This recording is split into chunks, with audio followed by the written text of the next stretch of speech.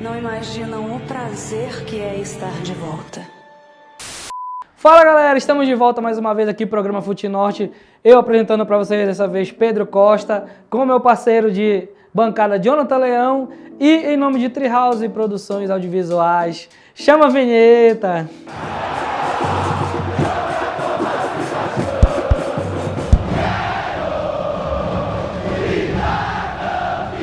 Começou a Série B, né? Então, Remo, Paysandu e Amazonas já estrearam. Remo e Amazonas já estrearam ali, o Paysandu ainda tá meio, né, mal das pernas. Jonathan Leão, o que você tem para me dizer dessas estreias aí, dessas 3 primeiras rodadas?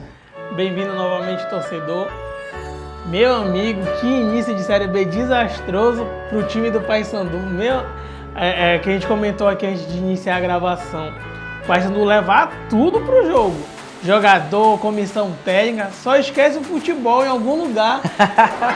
Deve estar em reforma junto com a Curuzu, porque não está acompanhando o time. É um início de campeonato super preocupante, porque são 3 rodadas para esquecer. E o torcedor já tem que cobrar e já está cobrando, como tem ocorrido, uma postura ali do técnico, da diretoria e outros setores do clube. É um time apático, que não mostra ali para o torcedor que de fato tem algum tipo de poder de reação e preocupa porque está em 2 finais e no campeonato mais importante do ano não está conseguindo ali demonstrar o seu poder de fogo. Para não me alongar muito nessa parte, uma breve observação do que foi o jogo contra a Chapecoense. O Paysandu ficou ali, Pedro, com 5 atacantes. Sim. E não conseguiu agredir a Chapecoense. Que time inofensivo é esse? Pelo amor de Deus, cara. Isso não entra na cabeça do torcedor, nem na minha. Isso tá errado. A Chapecoense veio para Belém, veio muito mal das pernas, muito mal das pernas. Era o atual lanterna, né? Chegou aqui em Belém, toma papão, segura que é teu. Deu a lanterna pro Paysandu, fora de casa. Que só não segurou a lanterna porque o Atlético pegou ele uma goleada. Se não, ia estar ali, né? Os dois estão brigando ali, me dá a lanterna que é minha. Solta. Amazonas. A Amazonas estreou mal em casa contra o Goiás, mas conseguiu um empate com o Ferroviário. E na terceira rodada, derrocada, goleada, pegou-lhe uma goleada para o América Mineiro. Sofreu uma goleada contra o América Mineiro ali, 3-1. E o que você ia dizer, Jonathan Leão, do time do Amazonas? Cara, o time do Amazonas, ainda que ele esteja ocupando a posição que ele ocupa na tabela atualmente, é o 17º colocado, uma posição acima do Paysandu, mas eu penso que ele é um sério candidato a rebaixamento, assim como o Paysandu tem demonstrado também essa fragilidade.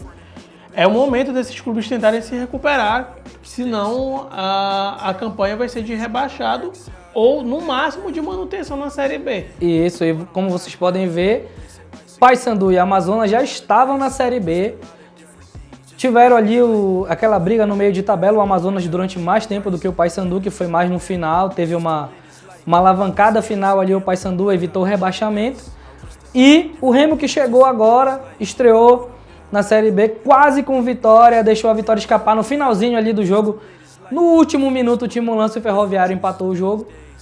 Contra o América, o Remo foi totalmente dominante, deu a bola para o América jogar, 74% de posse de bola para o América Mineiro, mas nos contra-ataques o Leão foi cirúrgico, 2 gols do Pedro Rocha, assim carimbando ele como artilheiro da competição até a segunda rodada.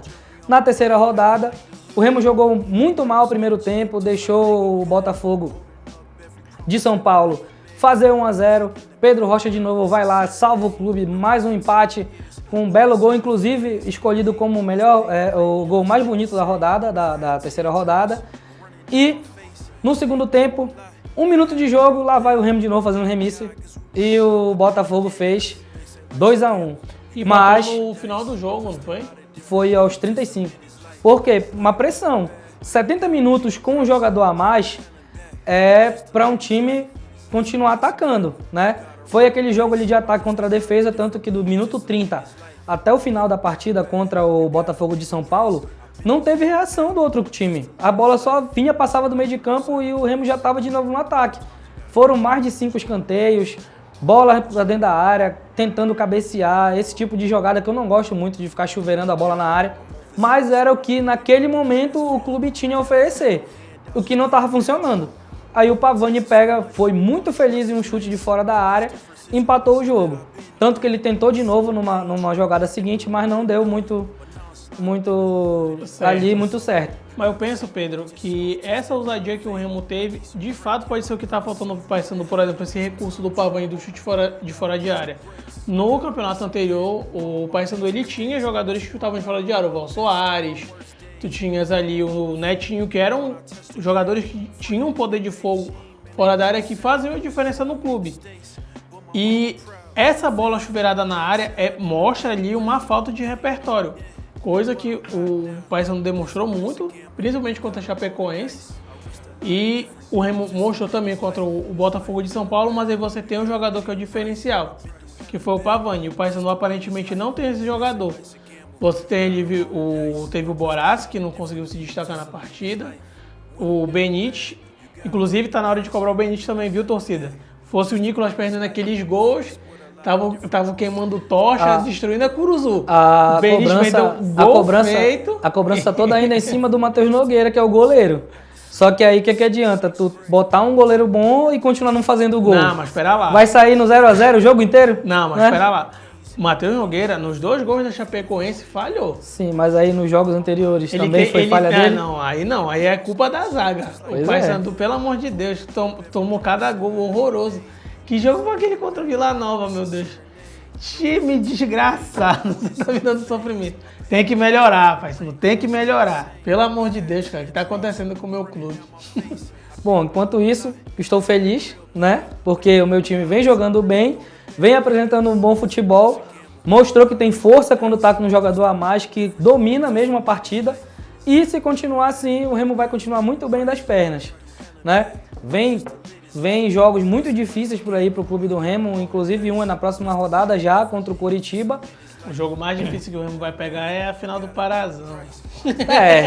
Bom, olhando ali por um lado e pro outro, a gente sabe que clássico não tem favorito, né? Realmente. Clássico não tem favorito. Tanto a gente já teve várias discussões aqui que clássico é aquele papo. O time pode estar na Série A, o outro na Série D, como já teve, e o time da Série D ganhar de goleada, né? Aliás, falando em campeonatos surpreendentes, uma coisa curiosa, Pedro, o que acontece que o Paysandu não consegue trazer para a Série B o futebol da Copa Verde? Ficou lá o futebol do Paysandu? Assim, é o efeito Nicolas do time do Paysandu.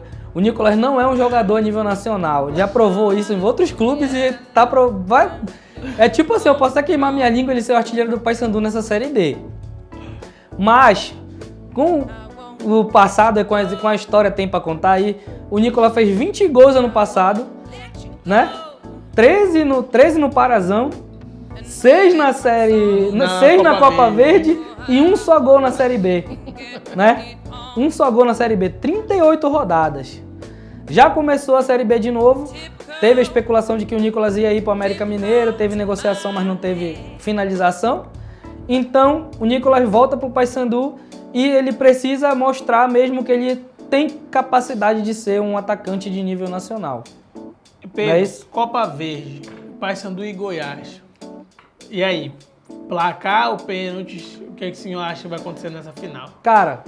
Tá pro dia 23 de abril, próxima quarta-feira. Próxima quarta-feira, vamos lá. O Paysandu tem poupado os jogadores justamente para essas finais, o que eu acho errado, né? Eu acho errado do time do Paysandu poupar jogador para um campeonato que ainda não estava perto de acontecer. Por exemplo, teve 2 rodadas aí que o Paysandu poderia ter jogado com seus times titulares, depois poupado no último jogo para poder jogar a final contra o Goiás. O Goiás não tá poupando ninguém, né? Eu penso, inclusive, que essa política é correta porque tu dá ritmo de jogo pro teu jogador. Exatamente. E entrosa o time, né? Entrosa o time. Ah, mas por que tu tá falando isso porque o Remo não tá em outras competições, já perdeu? Exatamente. Serviu de aprendizado pro Remo perder Copa Verde, perder Copa do Brasil. e tá na final do Parazão, que não, tipo assim, não vai ser surpresa nenhuma o Paysandu acabar ganhando, ou vice-versa, porque como a gente fala, não tem favorito. Porém, com o Paysandu apresentando um futebol do jeito que está apresentando, e o Remo jogando desse jeito que está jogando agora, quem vocês acham que tem aí uma certa vantagem nas finais? Você pode deixar no comentário. Deixa no comentário essa parte. Quem você acha que vai ser campeão aí do Parazão? Remo ou Paysandu? Pode ser clubista, viu, galera do Papão? Por favor. Eu acho que o Paysandu tem muita chance de ser sim campeão da Copa Verde, jogando no Serrinha lá contra o Goiás. Porém, ele tem realmente que melhorar o futebol do jeito que está.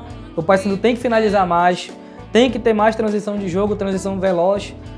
A bola chega no meio campo, volta para a defesa, e isso é um grande defeito dos clubes paraenses. Tanto o Remo quanto o Paysandu jogam do mesmo jeito, porém, o Remo tem demonstrado muitos contra-ataques velozes, o Paysandu não. Ele até tem um contra-ataque veloz, como é o caso do Matheus Vargas, ele consegue alçar a bola de vez em quando.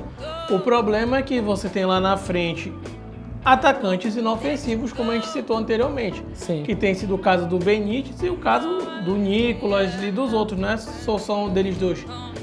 Aparentemente o problema está em todo mundo. E vamos voltar aqui e falar um pouco do Amazonas. O Amazonas conseguiu uma estreia, jogou muito bem, foi um grande jogo, eu assisti o jogo Amazonas e Goiás. Foi um grande jogo lá no Serrinha, porém o Amazonas não conseguiu trazer o resultado, não conseguiu transformar em gols as suas jogadas. No jogo contra o Ferroviário, dentro dos seus domínios, também não teve aquela força para conseguir sair com a vitória. Eu acho que agora o Amazonas tem que ligar o alerta. Não, nós temos que voltar a jogar o futebol do ano passado. Voltar a jogar um futebol bom, futebol bonito, futebol envolvente, futebol que é forte e ofensivo. Tanto que os atacantes do Amazonas no ano passado eram o Sassá e Jô, né? Exatamente. E o Amazonas, apesar de ser um time ano passado que tinha uma estratégia mais conservadora de investir em contra-ataques, ele tinha efetividade porque tu tinhas o Sassá, tu tinha o Jô. E atualmente, tu não tem visto um ataque eficiente do Amazonas em relação ao ano passado. Não que não seja um ataque eficiente desse ano, mas comparando das 3 primeiras rodadas que ele está fazendo nessa campanha que teve no ano anterior, realmente é um time que está realmente destoando. Mas é aquilo que a gente estava falando, o América é um dos favoritos a subir, na minha opinião. Inclusive, o que vocês acham da gente fazer uma tier list aqui nossa? Né?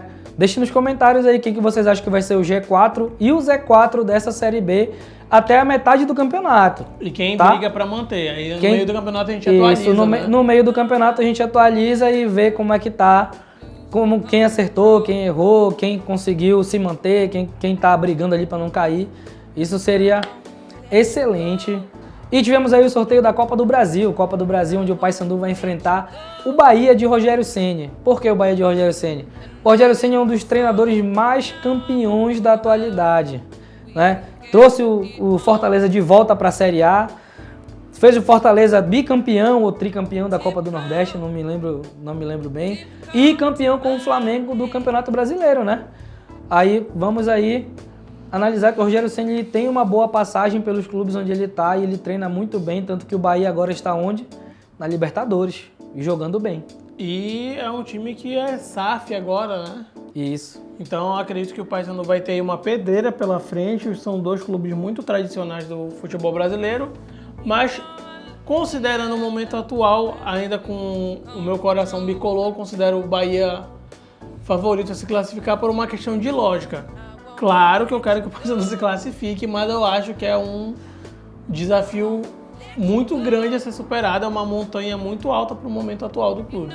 Voltando aqui para a Série B do Brasileirão, temos a nossa 4ª rodada que já está em andamento, onde temos o resultado de Operário 0, Paysandu 0, e na segunda-feira o Amazonas enfrenta o Avaí às 18 horas e o Remo enfrenta o Coritiba, uma das maiores pedreiras dessa Série B. Jonathan, o que você acha do jogo entre Amazonas e Avaí? Cara, não só do jogo Amazonas e Avaí como um todo, mas no decorrer das próximas partidas do Amazonas. O Amazonas é um time que ele tem oscilado muito e pecado assim como o Paysandu que vamos citar depois, nas finalizações. Eu acredito que o Amazonas, a postura dele tem que ser um time que tenha mais efetividade ali no ataque e seja um clube decisivo, porque é um ataque que nós vemos que faz poucos gols e uma defesa que toma muitos gols. Claro que ainda está no início do campeonato, mas isso aí é um sintoma de que tem algo que não está indo muito bem. Pode ser o meio-campo, pode ser a defesa, mas que está tendo ineficiência no ataque é um sintoma que já está bem claro. Sim. E falando aqui de Remo e Coritiba, se o Remo mantiver o futebol que está jogando dentro de casa, com o apoio da torcida novamente, o Leão pode continuar invicto. Eu torço por uma vitória do Remo, lógico, para que o Remo continue se mantendo ali entre os 10 primeiros colocados, brigando ali por um G4 e tal, talvez até brigando no G4. Do jeito que o Remo está jogando, jogou contra o América e fez um segundo tempo excelente contra o Botafogo de São Paulo, o clube tem tudo para se manter nessa posição. Tudo para se manter ali no G4, brigando ali pelo meio, acima do meio da tabela, lógico. É o que nós esperamos como torcedor também. E voltando para o Paysandu empatou, teve seu primeiro ponto aqui contra o Operário. Aqui não, lá no Paraná contra o Operário. E eu espero muito que o Paysandu melhore das pernas para que seja equilibrado o nível dos times, para que seja um futebol muito bem jogado, que o Paysandu não está demonstrando atualmente. A postura que o Paysandu precisa mostrar nos próximos jogos é, de fato, ser um time que tenha poder de fogo. Porque, como você tem anteriormente, você tem um time com 5 jogadores em campo que não tem recurso, que simplesmente ficaram chuveirando bola na área e não agrediram o goleiro da Chapecoense em nada. Ele teve uma vida super tranquila o jogo inteiro. Então não teve ali uma expulsão, não teve ali nada que fugisse do controle do Paysandu a ponto de prejudicar tanto o time. Foi simplesmente ineficiência. Se não melhorar... E se não melhorar, o Paysandu corre um sério risco de rebaixamento. Novamente dizendo, é só o início do campeonato, o Paysandu já pontuou hoje com o empate, mas é uma postura que preocupa, porque empatou sem sair para o jogo contra o Operário. Você não teve nenhum grande momento ali do Paysandu, não. E para um time que já está nessa situação na tabela, eu penso que tem que mudar a postura para ser mais agressivo, mais eficiente e buscar ponto fora de casa, considerando as 2 derrotas que já teve dentro dos seus domínios. Jonathan, Paysandu e Goiás, final da Copa Verde, segundo jogo. Qual é o teu placar? 0-0, decisão nos pênaltis. Bom, pra mim vai ser 2-1 pro Goiás ali, porque vai ser um jogo na Serrinha e o Goiás está demonstrando futebol muito melhor, né? Vamos ver se o Nicolas acorda e consegue aí, nessa final de Copa Verde, fazer o que ele tem que fazer, né? Na Copa Verde o Paysandu é outro time. Na Copa Verde o Paysandu é o gigante, é o maior campeão. A gente não tem o que dizer contra aqui. E uma informação importante, é a última Copa Verde, né? É a última Copa Verde. A CBF decidiu encerrar e vai entrar um novo torneio contendo os times do Norte e do Centro-Oeste. Vamos esperar que seja um torneio, dessa vez, com uma premiação melhor e com uma maior visibilidade para os clubes do Norte e do Centro-Oeste, como não tem ocorrido na Copa Verde. Correto? Correto, é isso mesmo. Então, galera, é isso aí. Ficamos por aqui. Mais um Fute Norte para você. Aguardo vocês no próximo programa. Curta, comente e compartilhe com seus amigos, que é muito importante. E deixe seus comentários sobre as enquetes que nós fizemos anteriormente neste mesmo programa. Entendeu? Quem vai ficar no G4, quem vai ficar no Z4, quem vai brigar ali pelo meio da tabela. Pode falar de Remo, Paysandu e Amazonas ou do seu time do coração que está jogando a Série B. E é isso. Nós ficamos por aqui. Um grande abraço para você, torcedor do Norte. Até a próxima.